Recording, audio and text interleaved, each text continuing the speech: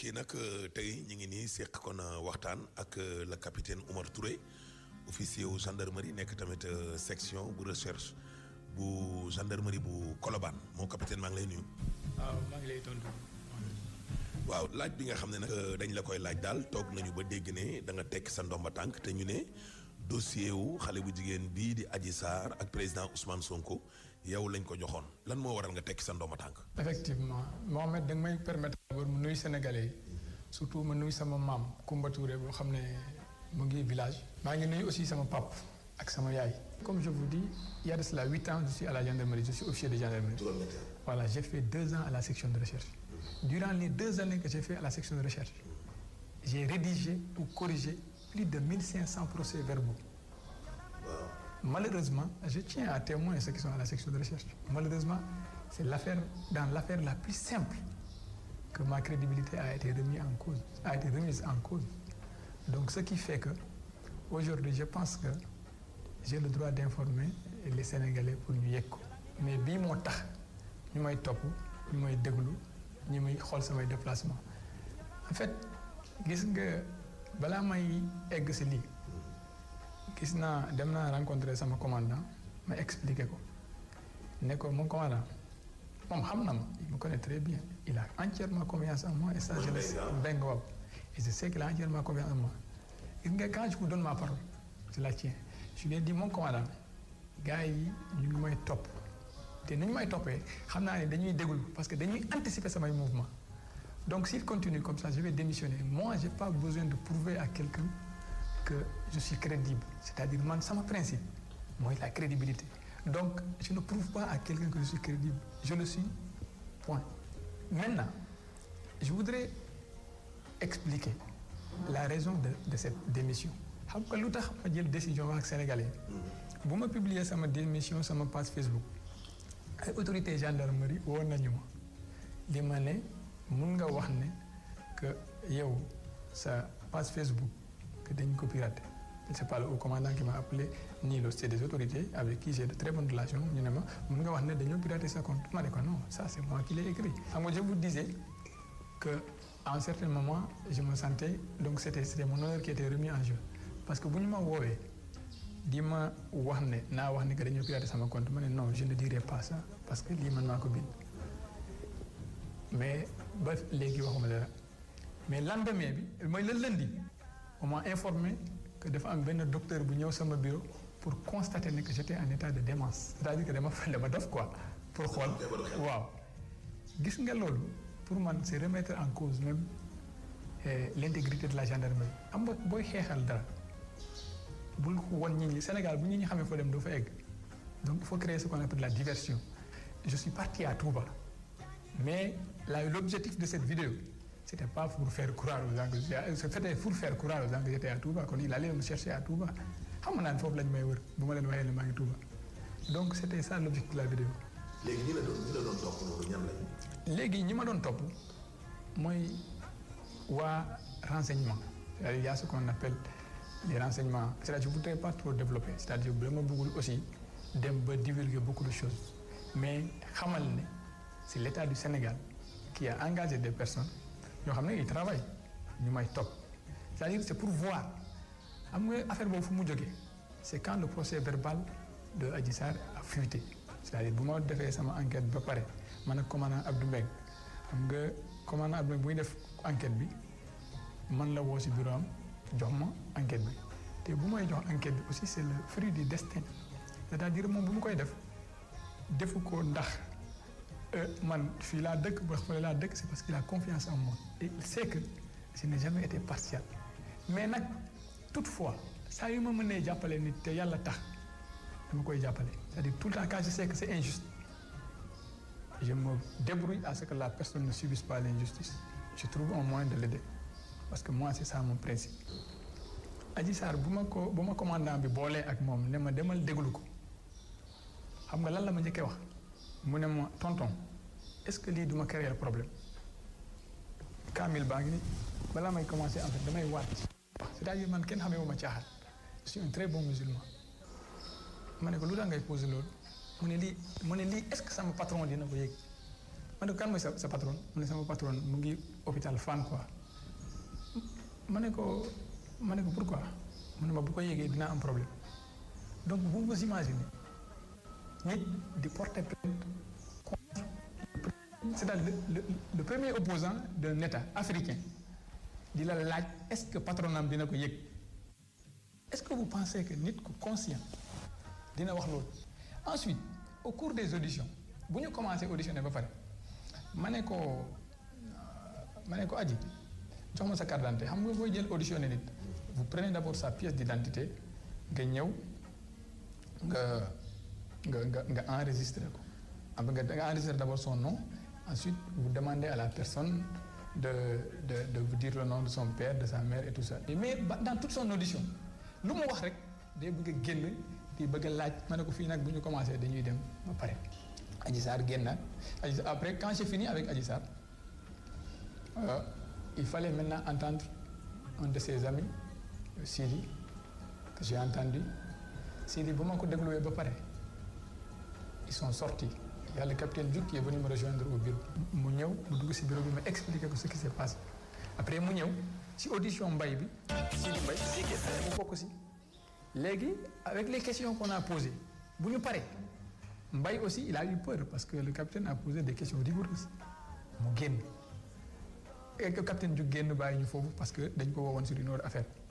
léegi Mbaye aussi quand il a fini il a signé le PV il revient vers moi il me dit est-ce que duma ci am problème yàlla moo na est-ce que duñu ci am problème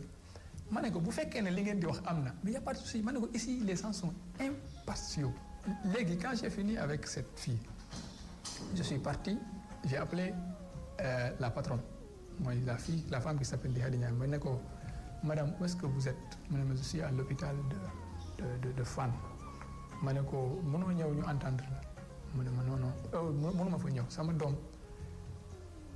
j'ai accouché d'un enfant prématuré de 7 mois donc je suis hospitalisé te l'enfant a besoin de ma chaleur donc foog ma nekk aussitôt après genre yooyu je ne tergiverse pas quand une personne me dit ça que mu ne ma dafa am benn situation boo xam ne da koy très déplacé wu j'ai demandé la permission au commandant ma dem fekk ko foofu ma entendre que j'ai constaté sur place effectivement que y avait ça mais Ndeye Khady Ndiaye aussi expliqué ma yëpp ñu pare ñu def lépp maintenant on devait convoquer quand on a fini les auditions et tout ils m'ont expliqué de toute façon les PV d'audition jarul ma koy wax Sénégalais yi yëpp gis nañu ko quand j'ai fini donc là il fallait convoquer l'honorable député Ousmane Sonko pour mu ñëw après avoir entendu tous les témoins fait tous les actes je voulais aussi revenir sur un fait gis nga